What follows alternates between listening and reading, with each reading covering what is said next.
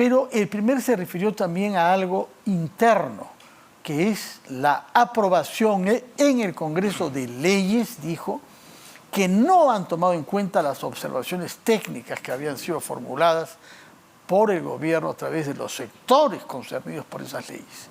Y dijo por eso que presentaría un recurso eventualmente ante el Tribunal Constitucional para que se pronuncie sobre leyes que, según él, perjudican a la caja fiscal, perjudican a la economía del país y perjudican también, dijo, a la meritocracia en nuestro país. Concepto que revela sin duda que estaba refiriéndose a la ley que se ha tomado, que permite el nombramiento sin examen de los profesores contratados.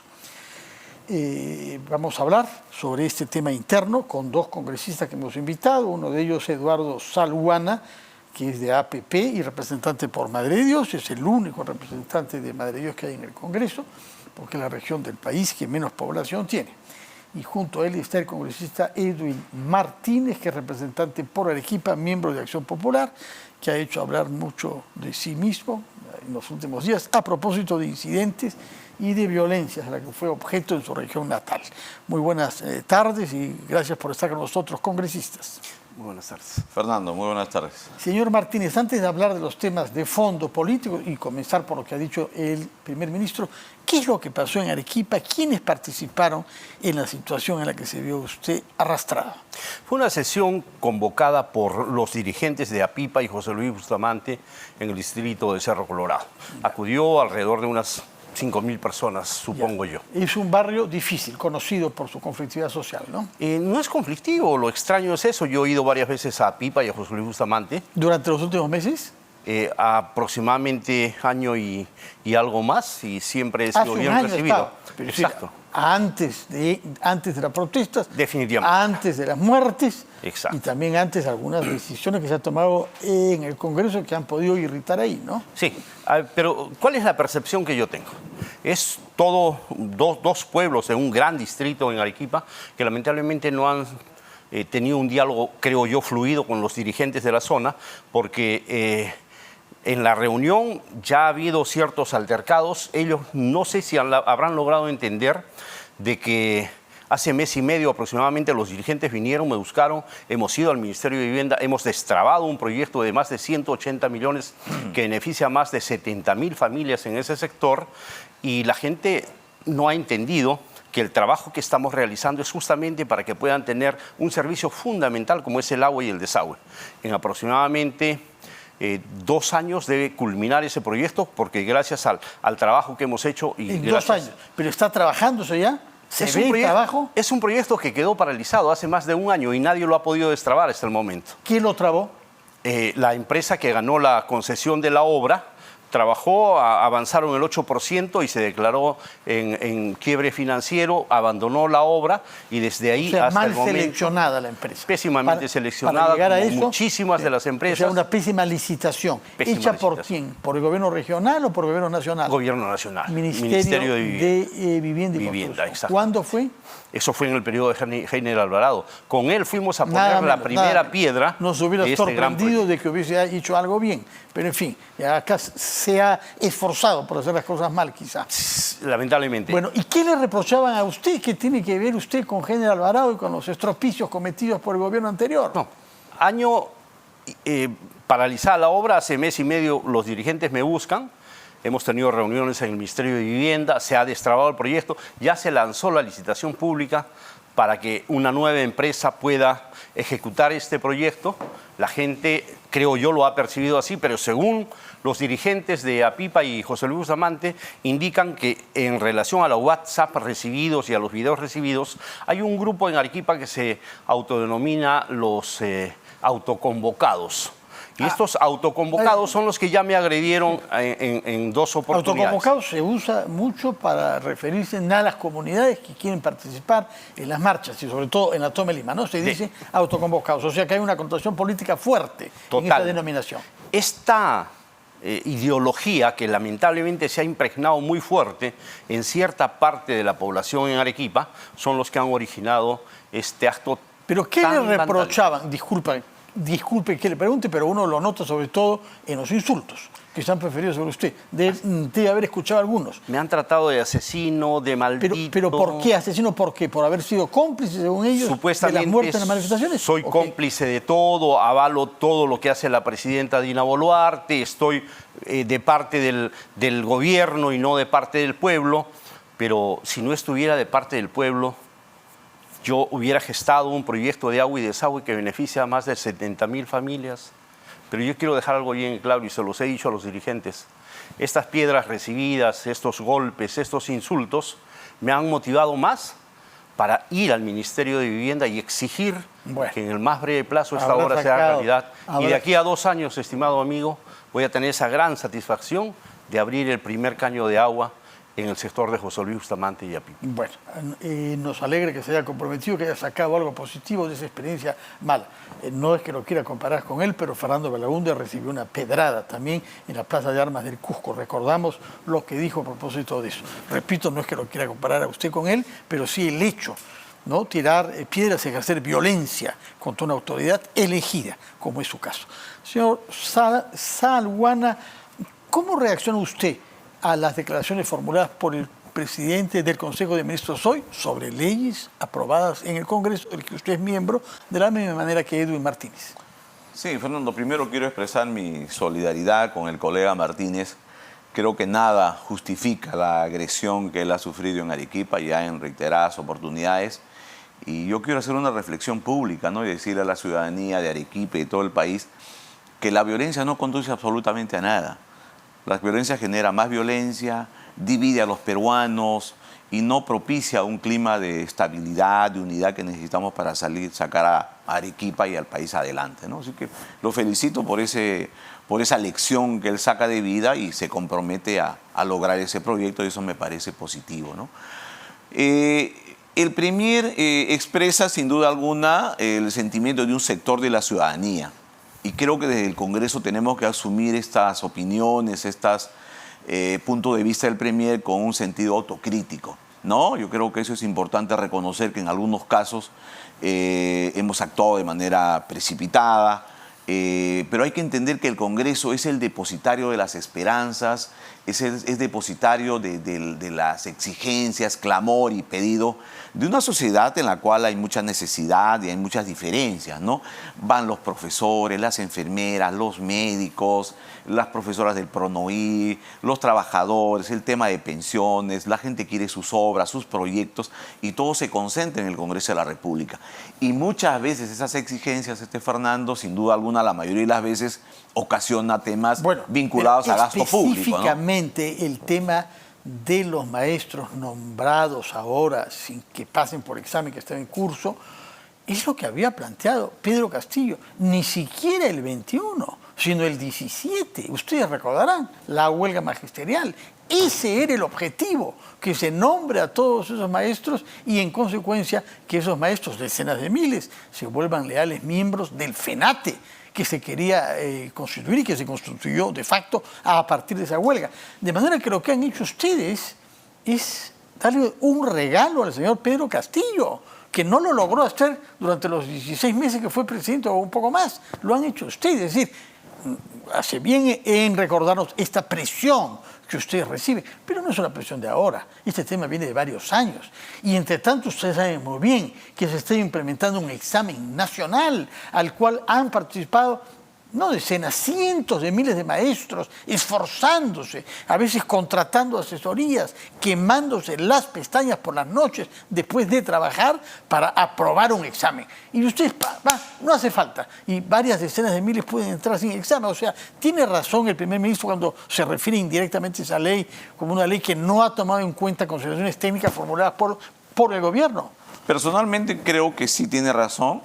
Y evidentemente esta autocrítica que te señaló Fernando implica el reconocimiento también que hay mecanismos parlamentarios que nos permiten una reflexión adicional, un debate adicional y seguro una votación diferente, ¿no?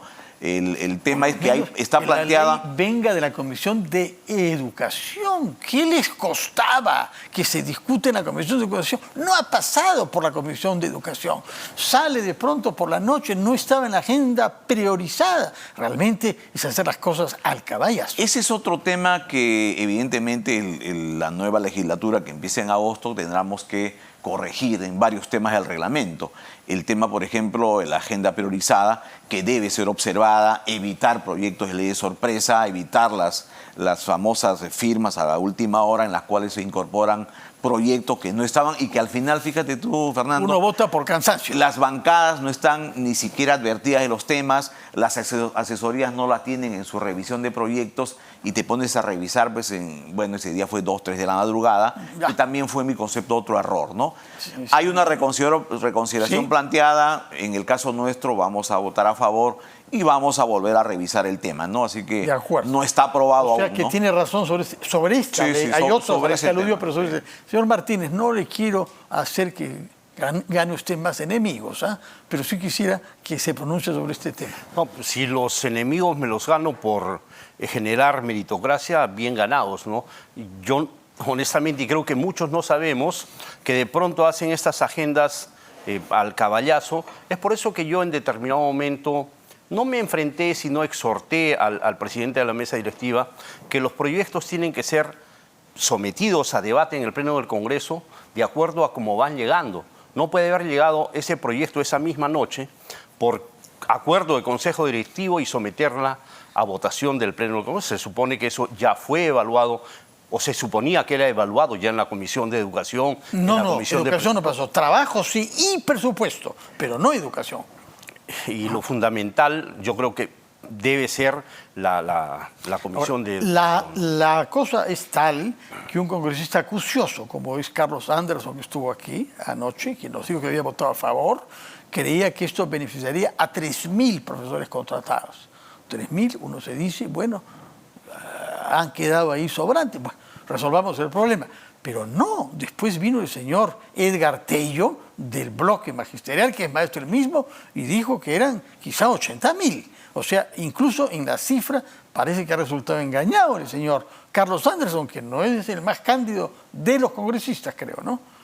Vuelvo a repetir, tenemos que tener una agenda totalmente honesta, seria, que repercuta realmente en beneficio de la población sin excedernos en populismo, porque creo que este Congreso populistamente se está sometiendo a ciertos pedidos de parte de la población sin pensar en el daño que le vamos a hacer al país, daño económico. Entonces, el Congreso no debe votar por sometimiento, sino por una evaluación exhaustiva para que estos proyectos de ley que aprobemos no sean observados en el Ejecutivo, porque hoy va a ser el Ejecutivo el que está defendiendo los verdaderos intereses de la patria y no el Congreso de la República, que es quien debe legislar. Sin duda, el señor Otárola, aunque no lo dijo explícitamente, tenía en mente también otra ley que ha sido sumamente cuestionada, que es la ley sobre la colaboración eficaz.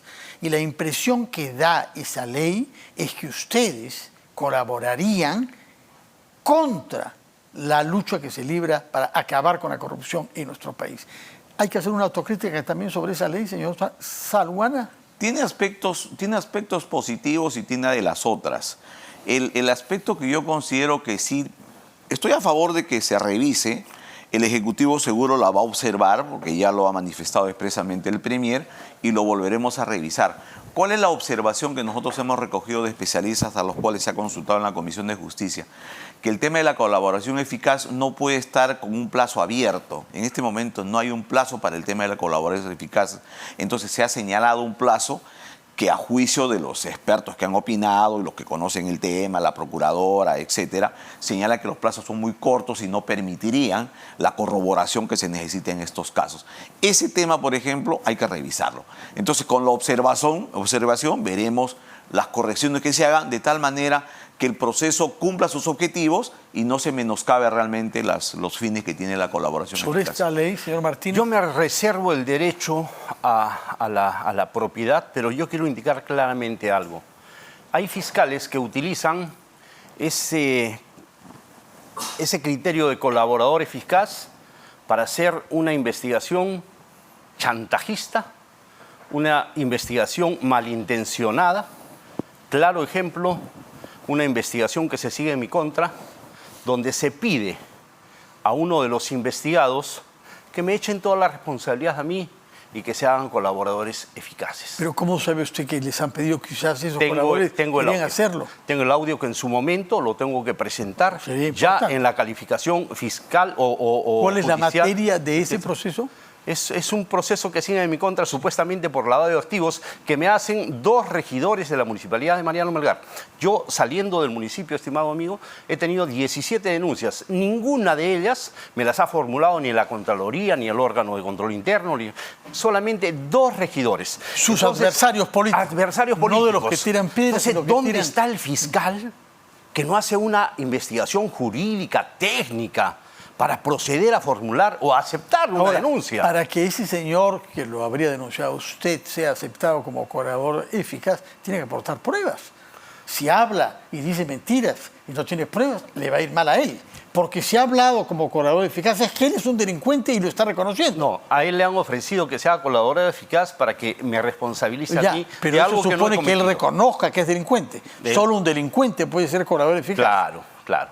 Por eso yo digo, o sea, te ofrecen Ya. ser colaborador eficaz Ahora, para limpiarte el comprendemos proceso que le arda presupuestario. ese caso que le concierne a usted, pero cuando mira el país en su conjunto, el caso Lavajato, los cuellos blancos del puerto, la corrupción en todas partes, las bandas organizadas criminales que están y las que están viniendo, ¿a usted le parece que podemos jugar con esa figura legal que ha dado tan buenos resultados para detener a esos criminales? A ver, tendríamos que merituar realmente si ha dado buenos resultados. El tema de Odebrecht, por ejemplo, tiene muchos colaboradores eficaces y Odebrecht al final nos ha jugado una trampa tan fea que creo que nosotros vamos a tener que pagarle a Odebrecht en vez de que ellos devuelvan toda la plata Pero que se han llevado del país. poderosos personajes políticos presos. Usted no se le ha escapado esto, ¿no? No basta y otros con- procesados. Estimado amigo, no basta con meter presos a los personajes que incurren en delitos, sino recuperar todo lo que se han robado del Estado peruano.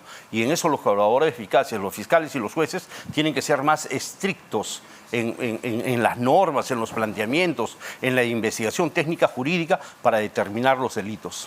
De acuerdo. Ahora, si se refiere usted a lo de Costa Rica, más de $6 millones que habría puesto el señor Toledo ahí, que está preso por algo, yo pienso que no es una deficiencia de nuestros fiscales, sino es la avidez de la que ha dado muestras el sistema judicial costarricense. Señor Salguana, hablando en general, ya no sobre esas 2 leyes específicas, ¿qué autocrítica cree usted que deberían hacer? Porque algo está pasando mal para tener una tasa de aprobación tan baja de acuerdo a reiteradas encuestas, ¿no? Le hemos preguntado eso al señor Williams, que es el presidente. Naturalmente a él le debe costar trabajo por su digamos, trayectoria militar y porque ha sido el presidente, hacer una autocrítica. Bueno, se puede comprender que le cuesta trabajo, pero quizás usted que tiene más de 30 años en la vida parlamentaria, ¿no? Porque fue elegido en el año 90, me parece, ¿no? Sí, efectivamente. Hacer una autocrítica no lo deshonra y da más bien garantías de que se mejorará. No, de ninguna manera, no. Yo lo que creo es que todos los que llegamos al Congreso lo hacemos con un legítimo orgullo, ¿no? Es un honor ser parlamentario. Sin embargo, sería mucho más honorífico pertenecer a un Congreso que tenga un prestigio mayor, un mayor reconocimiento de la ciudadanía. Y lo que yo puedo decir es que si el congresista tiene que legislar, tiene que representar y fiscalizar, tenemos que mejorar esas 3 funciones que tenemos. Y en el tema legislativo que estamos hablando en esta entrevista, hay que cambiar muchos temas en el reglamento. Y eso nos lleva, Por ejemplo, ¿cuáles? Uno, el tema del debate de las segundas votaciones que generalmente se Se las saltan con garrote. Nos las La cantidad saltamos. muchas de estas leyes, lamentablemente, Así es. han sido hechas al caballazo, justamente. Segundo, hay que dejar de lado muchas leyes declarativas porque nos llevan mucho tiempo de debate, nos quitan tiempo y de repente privilegiar más la calidad frente a la cantidad. Muchas veces el parlamentario cree que si tengo 200 proyectos de ley o tengo 50 aprobados, significa que es mejor parlamentario.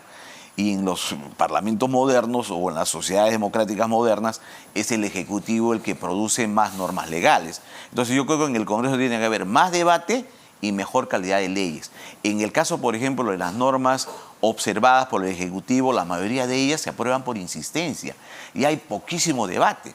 En este último pleno han habido 2 o 3 que llegaron la semana anterior. Se aprobó por unanimidad en comisiones, sí. pasó a la agenda y pasó al debate a las 2, 3 de la mañana. Entonces nadie se entera, con el cansancio se vota y sucede lo que ya todos sabemos, ¿no? Señor Martínez, ¿usted qué autocrítica cree que deberían hacer ustedes, en general los congresistas, pero quizás particularmente los de la bancada de Acción Popular, que han dado mucho que hablar para mal, como usted sabe? Primero, a mí me gustaría retroceder a la época de Fujimori, cuando empieza esta caída del Congreso de la República, que era un parlamento con senadores y diputados, donde había esa pasión política y había hasta el 92. Esa cátedra. Hasta el 92, porque él disolvió. Después lo disuelve en las cámaras de senadores y diputados, y de ahí empieza la caída del Congreso.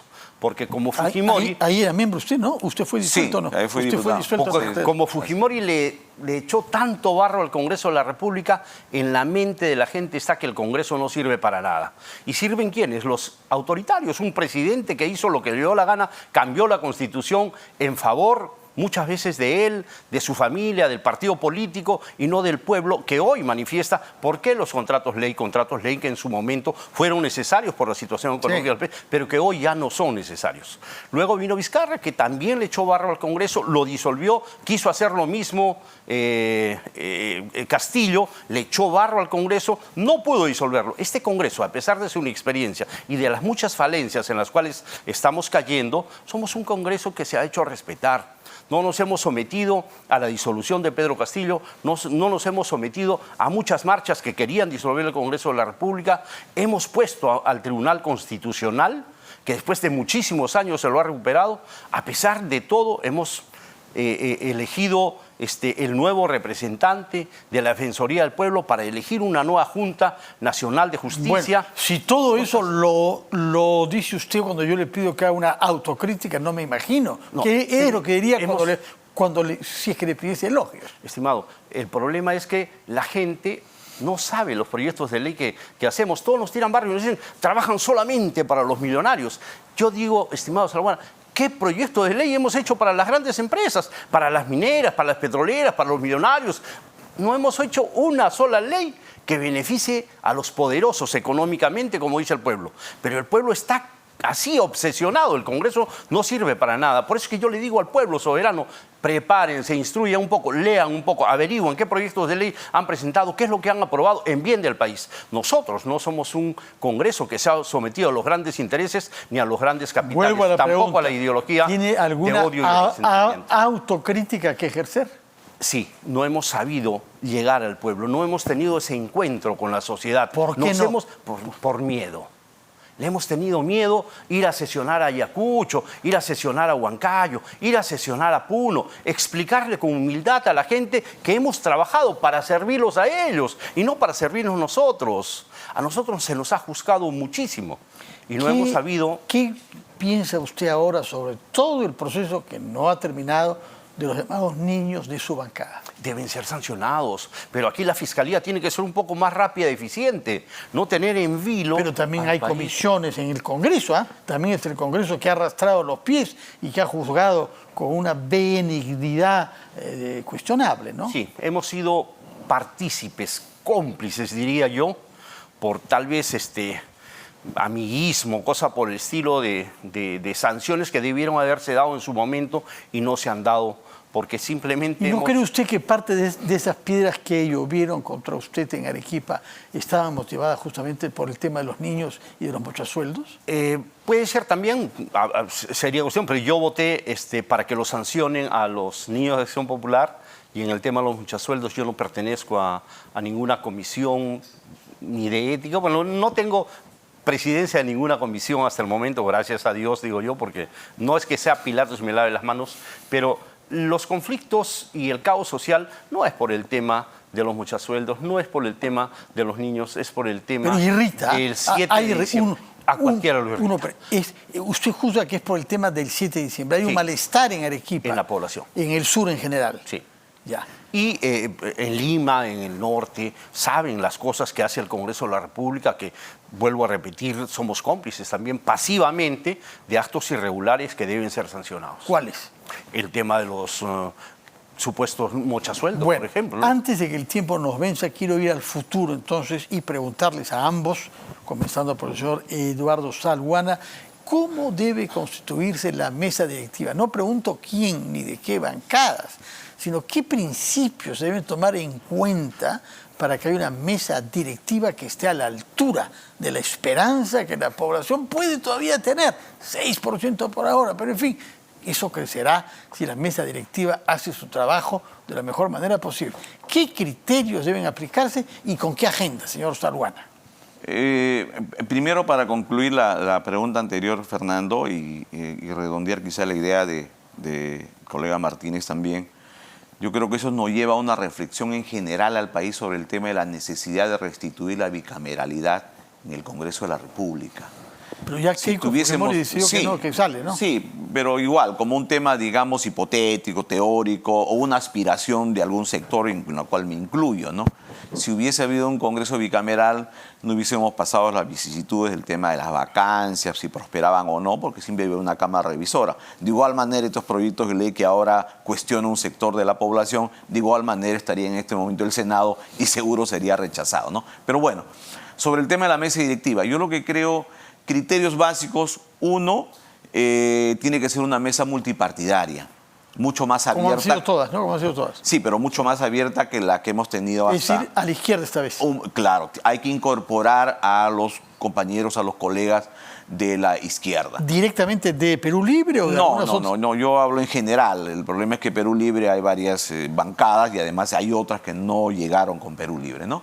Entonces creo que hay que recoger esa vertiente ideológica, política. Y no solo por un tema de tener una fotografía mucho más ampliada, sino porque creo que tiene que haber una verdadera vocación de mayor diálogo, mayor concertación, mayor tolerancia, sabernos escuchar mucho más y de cara al país armar una agenda que realmente recoja las necesidades del pueblo, seguridad ciudadana, generación de empleo, presupuesto, estabilidad económica. Y yo creo que lo central de esta nueva directiva y este nuevo Congreso tiene que contribuir a que el país tenga estabilidad política. Ojalá. Porque Ojalá lo que que dijo así el sea. presidente del Banco Mundial para acabar es que el problema del Perú Es la gobernanza. no es el tema económico, sino la gobernanza, es decir, el Que tema perjudica político. la economía. Exacto. Efectivamente, así lo dijo. Señor Martínez, su opinión sobre la mesa directiva Acción Popular ha sido miembro de las dos. La primera con presidenta María del Carmen Alba y la segunda con vicepresidenta, ¿no? Sí, yo espero que esta mesa directiva no sea una mesa directiva para partido político, sino para Perú. Estamos buscando ciertas alianzas, yo no sé si es que es en realidad con una motivación de país o con una motivación de tener fortalecidos a los líderes de ciertos partidos políticos. Sospecha lo segundo usted, Definitivamente. incluidos miembros de Acción Popular, porque se habla otra vez de un presidente de Acción Popular. Está dentro de la lista de los que quieren liderar la mesa directiva Aragón, sí. de Acción Popular, también está Silvia Montesa.